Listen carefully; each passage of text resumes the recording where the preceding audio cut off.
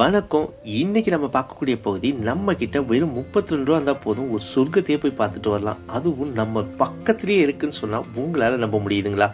திரும்புகிற திசை எங்கும் பச்சை போர்வை போற்றியது போல ரம்மியமாக காட்சியளிக்கக்கூடிய ஒரு அழகான மலைத்தொடர் தாங்க இந்த மலைத்தொடர். உங்களுக்கு இயற்கையை பிடிக்கும்னா உங்களுக்கு இந்த இடம் ரொம்பவே பிடிக்கும். அது மட்டும் இல்லாமல் இந்த பகுதியை சமூக வலைதளங்களில் இது வரைக்கும் யாரும் பதிவிடவே இல்லை அப்படின்னு சொன்னால் உங்களால் நம்ப முடியுதுங்களா? அப்படிப்பட்ட ஒரு இடத்துக்கு தாங்க இன்னைக்கு நம்மளோட பயணமானது இருக்கு. அதிக கொண்டை ஊசி வளைவுகளும் ரொம்ப நெருக்கமான சாலையும்னு இயற்கைக்கு எந்த விதத்திலையும் பஞ்சமே இல்லாத ஒரு அழகான பகுதியை தான் இன்னைக்கு நம்ம பார்க்க போகிறோம். வாங்க, இது எந்த பகுதி, எந்த இடத்துல இருக்கு, எல்லாத்தையும் நம்ம காணொலிக்குள்ளே போயிட்டு பார்ப்போம். நான் உங்கள் நவீன். வாங்க என் கூட சேர்ந்து பயணிக்கலாம்.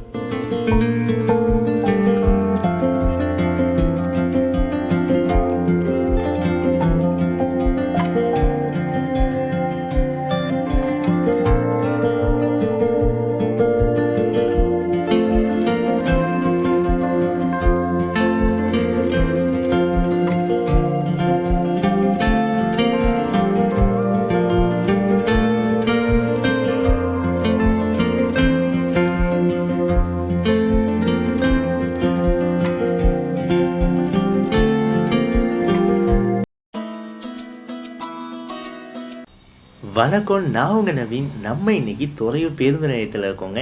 இங்கேருந்து தான் ஒரு பேருந்து பயணத்தை இன்றைக்கி நம்ம பண்ண போகிறோம். இது வரைக்கும் நம்ம இந்த பகுதிக்கு பயணமே பண்ணதில்லைங்க. அப்படி ஒரு பகுதிக்கு தான் இன்றைக்கி நம்ம பயணம் பண்ண போகிறோம். நம்ம மட்டும் கிடையாது, நிறைய பேர் இந்த பகுதிக்கு பயணமே பண்ணது கிடையாது. நம்ம இன்றைக்கி சோளமாத்தி அப்படின்ற பகுதி வரைக்கும் தாங்க பயணம் பண்ண போகிறோம். இது எந்த இடத்துல இருக்குது எல்லாத்தையும் நான் பேருந்துக்குள்ளே ஏறிட்டு சொல்கிறேன்.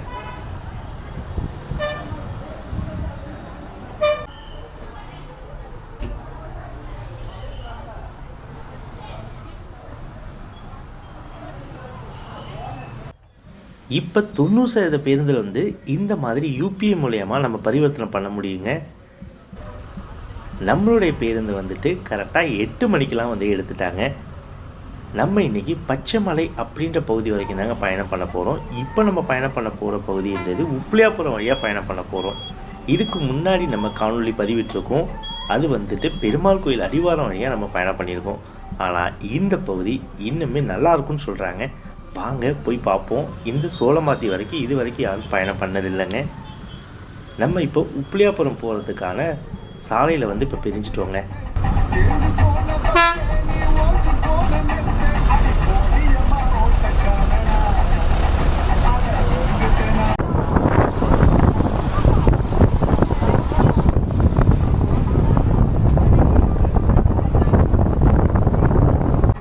துறையூர்லேருந்து சோளமாத்திக்கு சரியாக 40 கிலோமீட்டர் இருக்கும். அதுக்கு நமக்கு பயண கட்டணமாக 32 ரூபா வசூல் பண்ணுறாங்க.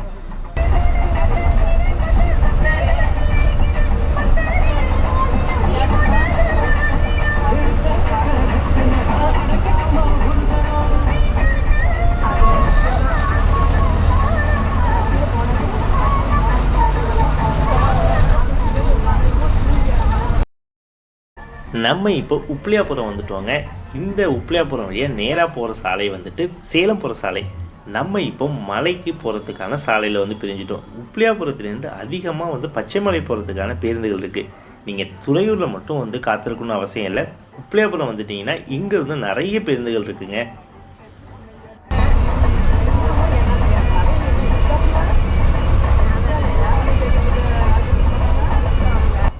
நம்ம இதுக்கு முன்னாடி பெருமாள் கோயில் அடிவாரம் வழியாக பாளையம் போயிருப்போம். அங்கே பார்த்த காட்சிகள் மாதிரியே தாங்க இருக்குது. இங்கேயும் அதே மாதிரியே நெல் விவசாயம் பண்ணுறாங்க. பார்க்கவே ரொம்பவே அழகாக இருக்குங்க. நம்ம இப்போது சோபனாபுரம் அப்படின்ற பகுதிக்கு வந்துட்டோம். இங்கேருந்து இன்னும் 2 கிலோமீட்டரில் நம்ம மலையேற்றத்தை ஆரம்பிக்க போகுது.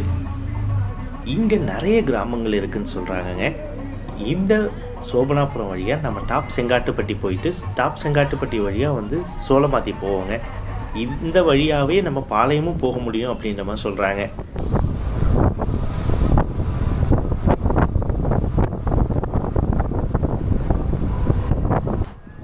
நம்ம பயணம் பண்ணிகிட்ருக்கிறது ஜூன் மாதத்தில் தாங்க பயணம் பண்ணிகிட்ருக்கோம். இங்கே மழை பெஞ்சு ரொம்ப நாள் ஆகுது அப்படின்ற மாதிரி சொல்கிறாங்க. ஆனால் ரொம்ப நாள் மழை பெய்யாத ஒரு பகுதியில் நம்ம பயணம் பண்ணுற ஒரு உணர்வே தெரியலைங்க. இந்த பகுதியை பாருங்களேன், இருபுறங்கள்லேயும் மரம், இந்த மாதிரியான சாலையெல்லாம் இப்போ பார்க்கவே முடியலங்க. எவ்வளோ ஒரு அழகாக இருக்குன்றது பாருங்களேன்.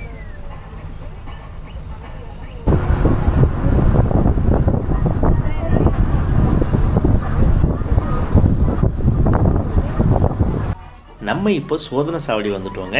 இங்கேருந்து இப்போ நம்ம மலையேற்றம் வந்து ஆரம்பிக்க போகுது. இங்கே 6 மணிக்கு மேலே வந்துட்டு மற்ற வாகனங்களுக்கு வந்து அனுமதி கொடுக்க மாட்டாங்க அப்படின்ற மாதிரி சொல்கிறாங்க.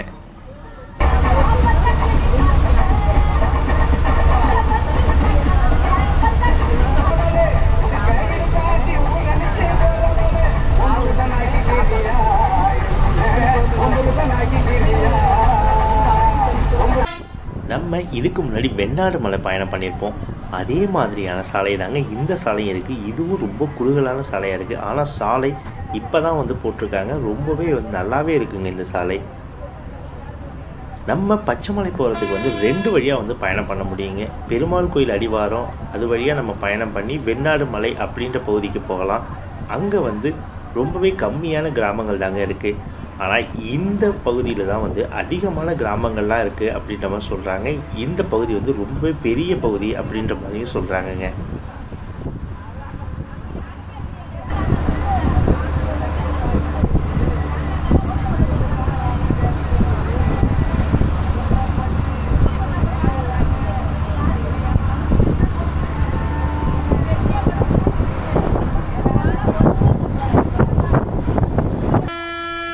நம்ம மலை ஏறி கொஞ்ச நேரம் தாங்க ஆகுது. திரும்புகிற திசை எங்குமே வந்து பச்சை பச்சைன்னு ஒரு பச்சை பொறி ஊற்றியது போலவே வந்து காட்சியளிக்குது. இந்த கோடை காலத்தில் இவ்வளோ பசுமையான ஒரு மலைத்தொடர், அதுவும் நம்ம திருச்சிக்கு பக்கத்தில் இருக்குது அப்படின்னா மிஸ் பண்ணாமல் கண்டிப்பாக ஒரு தடையாவது இந்த பகுதிக்கு நீங்கள் வாங்க. ரொம்ப ரொம்ப அழகாக இருக்குங்க. நம்ம அந்த பகுதிக்கு நம்ம பயணம் பண்ணதை விட இந்த பகுதியில் பயணம் பண்ணுறப்போ இன்னுமே அழகாக இருக்குங்க இந்த பகுதிங்க. இதுக்கு நீங்கள் எப்படி வரலாம் அப்படின்னா, துறையூர் வந்துட்டிங்கன்னா துறையூர்லேருந்து உப்பிலியாபுரம் வழியாக இந்த பச்சைமலைக்கு வந்து நம்ம பயணம் பண்ண முடியுங்க. நிறைய பகுதிங்க இருக்குதுங்க பச்சைமலையில். இந்த சோளமாத்தி அப்படின்ற பகுதி இருக்குது. அதுக்கப்புறம் வந்து மேகம் நீர்வீழ்ச்சின்னு சொல்லிட்டு ஒரு பகுதிங்க இருக்குது. இந்த மாதிரி பல ஊருக்கு வந்து பார்த்திங்கன்னா பேருந்து சேவைகள் இருக்குது. நீங்கள் உப்பிலியாபுரத்துலேருந்து அடிக்கடி பேருந்து சேவையில் இருக்குங்க.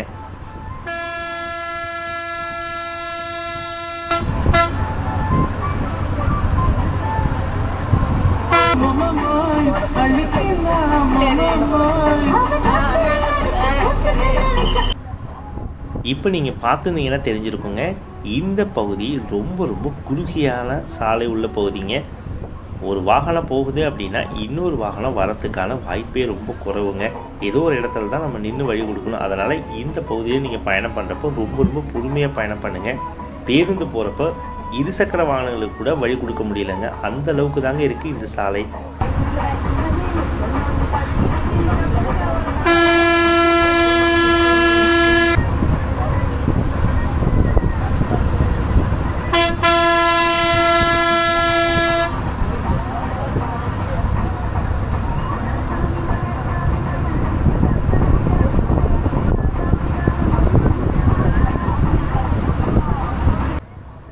திருச்சி மக்களுக்கு நிறைய பேருக்கு வந்து இந்த பகுதி இன்னமும் தெரியாமல் தாங்க இருக்குது. நிறைய பேர் வந்து பதிவிட்டாலும் இன்னும் நிறைய பேர் வந்து இந்த பகுதிக்கு இன்னும் வராமல் தான் இருக்காங்க. சுற்றுலா பயணிகள் ரொம்ப ரொம்ப குறைவாக தாங்க வராங்க.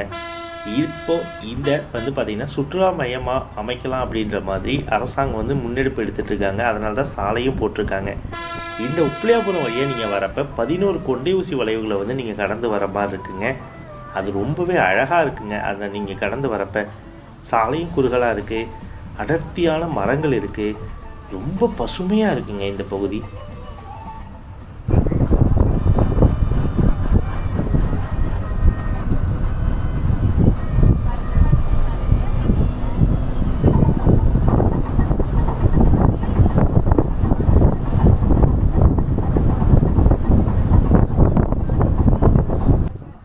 நம்ம இப்போ மலையேற்றத்தோடைய முதல் கிராமமான டாப் செங்காட்டுப்பட்டி அப்படின்ற ஒரு பகுதிக்கு வந்துட்டோங்க.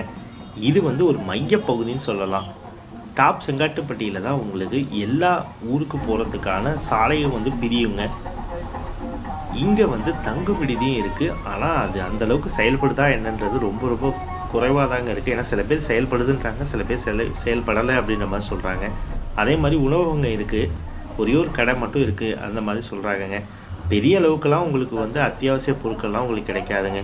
நீங்கள் எதுவாக இருந்தாலும் உப்பிலியாபுரமோ இல்லாட்டினா துறையூர்லேயோ வாங்கிட்டு வந்துடுறது நல்லது.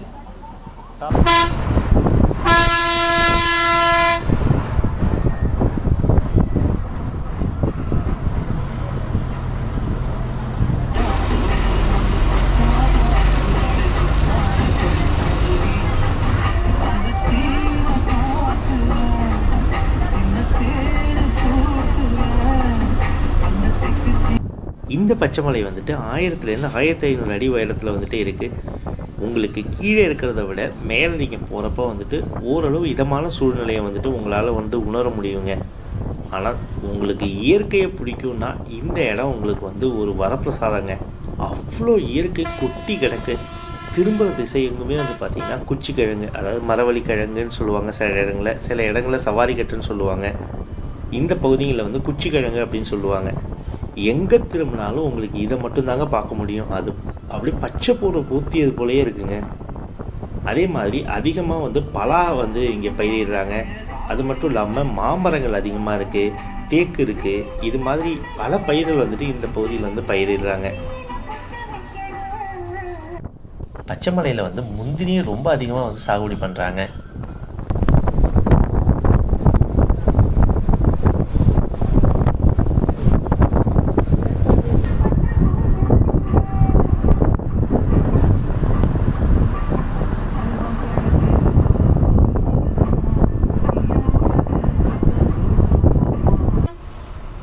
நம்ம இந்த பயணத்தை ஆரம்பிக்கிறதுக்கு முன்னாடி வரைக்கும் இந்த அளவுக்கு இந்த இடம் இருக்குமான்னு நம்ம எதிர்பார்க்கவே இல்லை.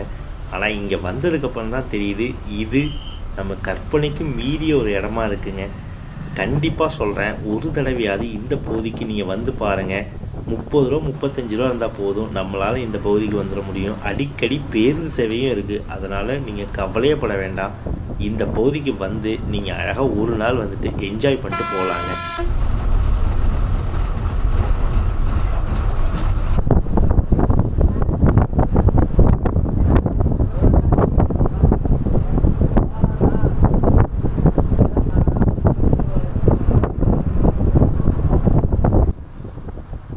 இந்த பகுதிகளில் வந்து நெல் விவசாயமும் வந்து பார்த்துட்ருக்காங்க. பார்க்கவே ரொம்பவே அழகாக இருக்குங்க. நம்ம தரையில் நெல் விவசாயம் பண்ணுறதுக்கும் இந்த மாதிரி மலைகளில் நெல் விவசாயம் பண்ணுறதுக்கும் பார்க்குறதுக்கு ரொம்ப ரொம்ப அழகாக இருக்கும். ஏன்னா அடுக்கடுக்காக வந்து விவசாயம் பார்ப்பாங்க. பக்கத்துலேயே வந்து பார்த்திங்கன்னா மலைத்தொடர்கள் தெரியுதுங்களா, அதனால் இந்த இடத்த பார்க்கவே ரொம்பவே அழகாக இருக்குங்க.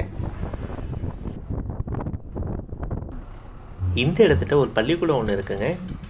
இது தண்ணீர் பள்ளத்துக்கு பக்கத்தில் இருக்கக்கூடிய ஒரு பகுதி. டாப் செங்காட்டுப்பட்டியில் வந்துட்டு பள்ளிக்கூடங்களும் இருக்குது, ஆரம்ப சுகாதார நிலையமும் இருக்குது. நீ என்ன சொல்ற, நீ ஒழுங்கா போ, நான் போய்க்கிறேன்.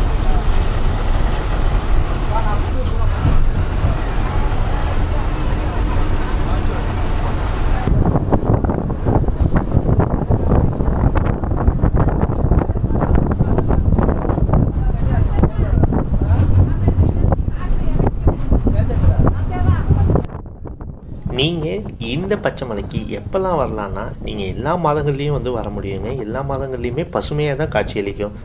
இதை விட இன்னமும் ரொம்ப அழகாக இருக்கணும், அந்த மாதிரி பகுதிகளை நீங்கள் பார்க்கணும் அப்படின்னா, நீங்கள் பெரும்பாலும் வந்து ஜூன் மாதத்துலேருந்து ஜனவரி பிப்ரவரி மாதத்துக்கு இடைப்பட்ட மாதங்களில் நீங்கள் வந்தீங்கன்னா இதை விட இன்னும் ரொம்பவே அழகாக இருக்குங்க. இப்போ நம்ம பார்த்துட்டு இருக்க காட்சிகள் எல்லாமே ஜூன் மாதத்தில் பதிவிட்டது தான். இதுக்கப்புறம் பார்த்தீங்கன்னா இன்னும் பசுமை ஆகிடும் அப்படின்ற மாதிரி சொல்கிறாங்க.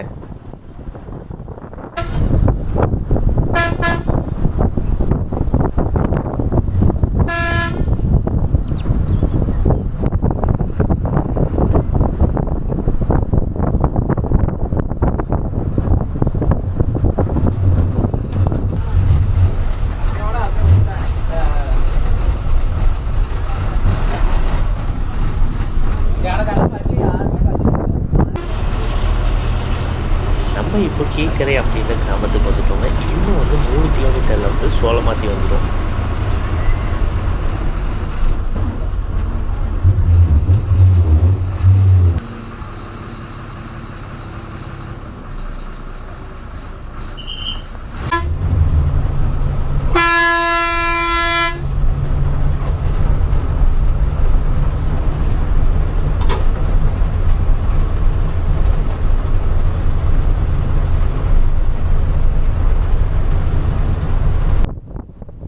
இந்த பச்சை மலையை நீங்கள் சுற்றி பார்க்கறதுக்கு குறைஞ்சது 2 நாளாவது ஆகுங்க. ஏன்னா பெரிய மலை தொடர்ந்ததுனால நம்ம உப்பிலியாபுரம் வழியாக இப்போ நம்ம பயணம் பண்ணி நீங்கள் பெருமாள் கோயில் அடிவாரம் வழியாக அந்த பகுதி வழியாகவும் நீங்கள் இறங்க முடியுங்க. இது மொத்தமாக 3 மாவட்டத்துக்கு வந்துட்டு உள்ளடக்கிய ஒரு மலைத்தொடருங்க.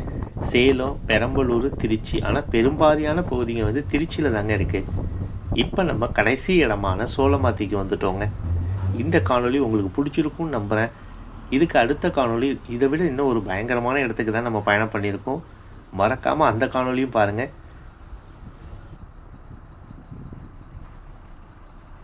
ஓகேங்க, இந்த வீடியோ நான் இதோட எண்ட் பண்ணிக்கிறேன். வேறு ஒரு இன்ட்ரெஸ்டிங்கான வீடியோவில் நான் உங்களை மீட் பண்ணுறேன். நான் உங்கள் நவீன். என் வீடியோ உங்களுக்கு பிடிச்சது அப்படின்னா சப்ஸ்கிரைப் பண்ணி ஷேர் பண்ணுங்கள். Have a nice டேங்க.